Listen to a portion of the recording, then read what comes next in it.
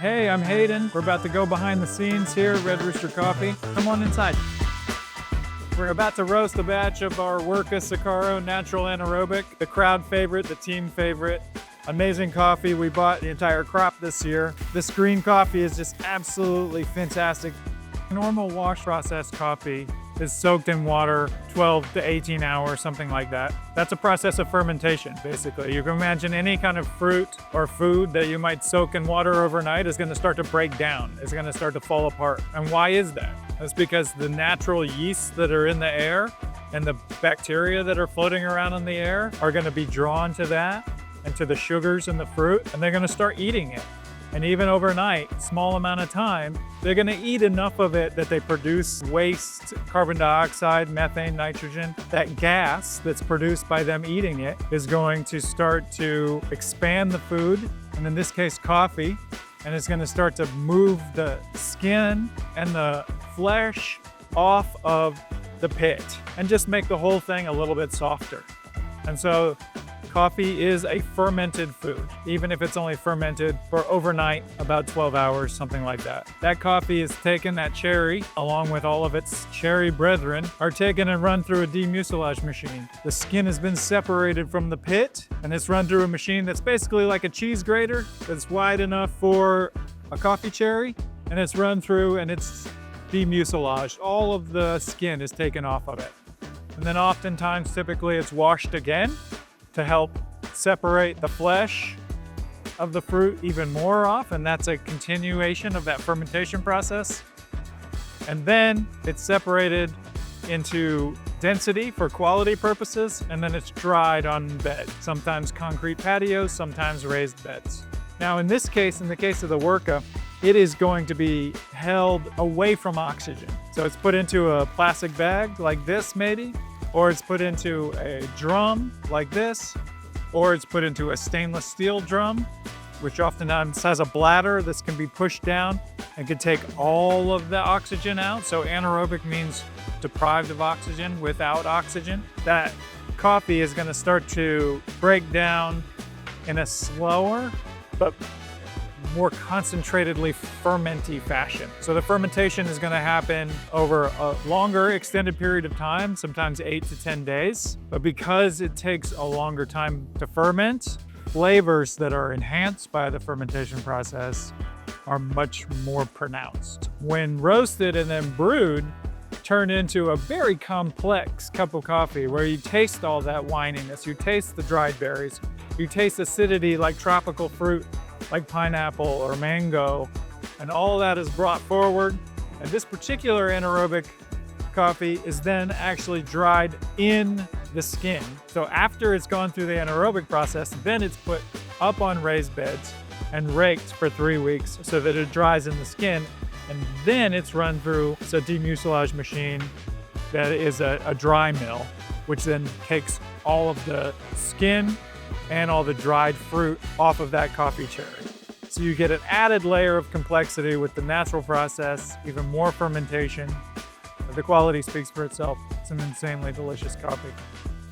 Winey, deep red wine, and raspberry, even like kiwi and pineapple acidity just in the green coffee itself. Like, I can't wait to taste the roasted coffee. Absolutely amazing. Light roasts tend to be underdeveloped. They tend to have a sort of like grassy nature to it and maybe a little bit too much lemon, lime acidity.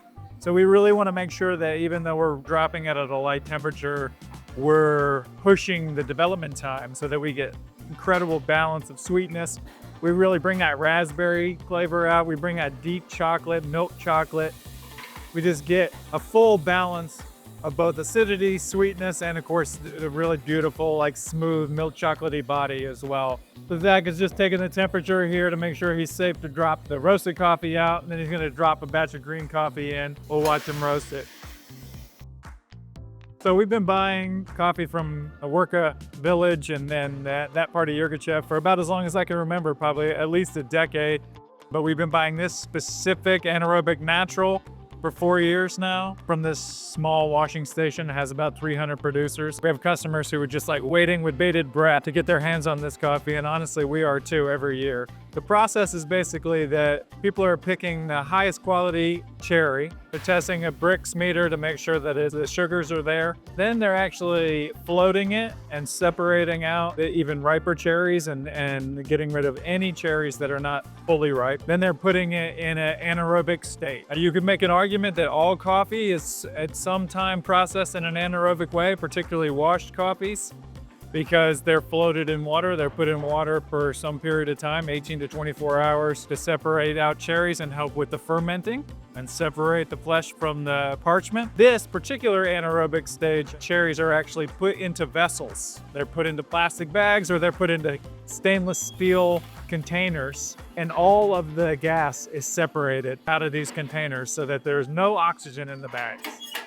And they're left in that state until the pH reaches a desired level. They test the pH every day. And then that coffee is taken out of those vessels and laid on raised beds and raked for 3 weeks, which is a traditional natural process. So it's a combination of two processes, the anaerobic process and the natural process. And of course, you're using the highest quality coffee cherries in the world. They're grown at 6,000 to 8,000 feet. It's incredible coffee. Zach has just dropped in some green coffee and it's just approaching the turnaround. Coffee starts at about 70 degrees. It's probably about 75 degrees in here. So it's cold when it goes in to the top of the roaster, right? The inside of the roaster is about 400 to 420 degrees when that green coffee goes in there. There's a thermocouple right here, which is measuring the temperature of the inside of the drum. It's gonna drop down. But then at a certain point, the coffee is going to start to increase in temperature very rapidly.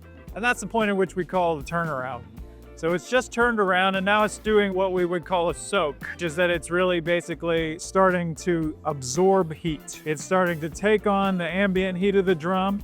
You have convection heat coming through with air being drawn through the drum. You have conductive heat, which is coming from the infrared burner inside of here and is making the drum itself hot. And so there are two forms of heat application happening to the coffee at this moment: conduction and convection. You have hot air being drawn through and you have conductive heat coming from the drum itself. So right now what's happening is the water, it's about 10 to 11% moisture that's trapped inside that little green coffee pit, coffee cherry bean. It's gonna start heating up. The water is gonna drive the chemical changes that we're gonna see here. The water is gonna heat up and start boiling at a certain point. So right now, thermocouple is reading 266 degrees. So we're about 150 degrees from dropping that coffee out, give or take.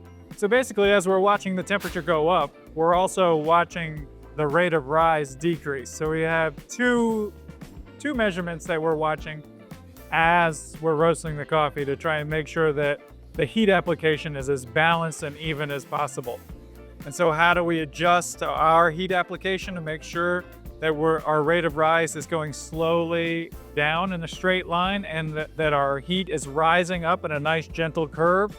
We adjust our gas and we adjust our airflow, much like a wood stove that you might have in your home. But we have to do it at the right time during the roast to make sure that we don't apply too much heat and have the roast take off and become underdeveloped when it drops out, or too slowly so that it becomes baked and has more of like a bready and less complex base profile. So you can see here that it's changing color, obviously. It's starting to become a nice tan color, starting to release a little bit of smoke. So what we know from that is that we're approaching what's called the first crack. And so the first crack is the place where the water that's inside there starts to really reach a combustion level. It really starts to burst out in the form of steam. And that's gonna create a lot of the amino acids and the protein that develop the flavor profile of coffee. Right here in this moment, in the first crack. It smells like baking bread. It smells a little bit like toasted Pop-Tarts. It's a little bit vegetal, but it's also a little bit sweet. So now the airflow is 100% through the roasting drum, which means that it's gonna start carrying all of the smoke that's being released by this roasting process out of the stack and it's going to start to move a little bit faster. We're hitting first crack right about now. First crack is actually an audible process because when the steam is being released, it is stretching the cellular fibers of the bean itself, of the coffee structure, and they're cracking apart as the steam is shooting out of the center of the bean and expanding the size of the bean. So a darker roasted coffee is going to have a bigger bean. A little bit of cracking in there. You hear that? This is the point where Zach has to make a determination about how far into the roast he is, what the intended color profile of this is, so what is the Agtron number that he's aiming for, and what is the development time that his target is.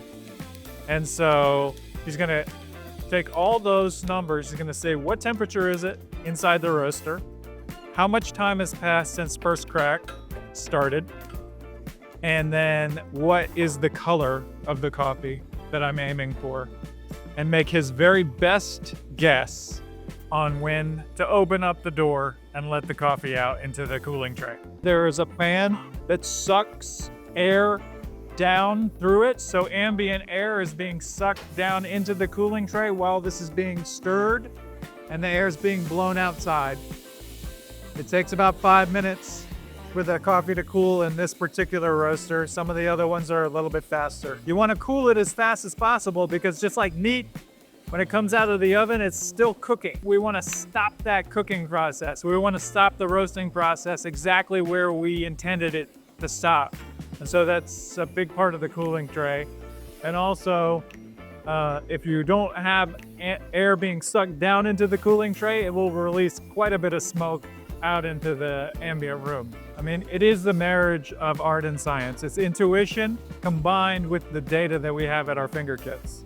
So we know what temperature it is inside the roaster. We know within a few seconds how long the development time is and what percentage that development time is of the roast as a total. And we can visually see the color, and we know what color we're aiming for. Some of that is subjective because it's Zach's eyes looking at the coffee and saying, I believe that is the right color. And then he's gonna test the color with his color reader and make sure that he was right. And then if anything is wildly off with that particular coffee, we set it aside, we take it upstairs and we cup it to see if it meets our quality standards to go out. If he's right on the color, and he's right on the development time, and he's right on the drop temperature, then we believe that that coffee is ready to sell. So we roast the order every day. This coffee was ordered yesterday on our website. It's getting roasted this morning. It's gonna get put in a bag this afternoon, and it's gonna get shipped out.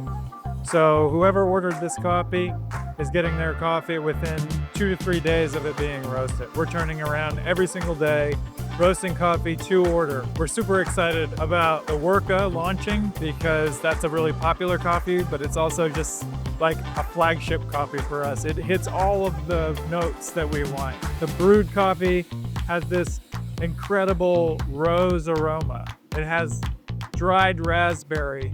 It has mixed berry sweetness, and it has this perfect milk chocolate finish. The producers who create this coffee, they're so consistent. Every year, we get this coffee in, we sample roast it, we cup it, we brew it, and we look at each other and we say, that tastes exactly like the Worka. This is amazing. It tastes the same every single year. If anything, it just gets better every year.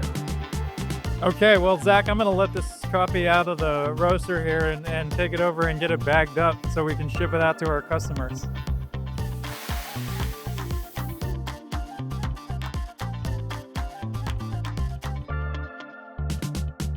Got your Worka here. All right, well, we got a lot of coffee to roast, so thanks for coming by.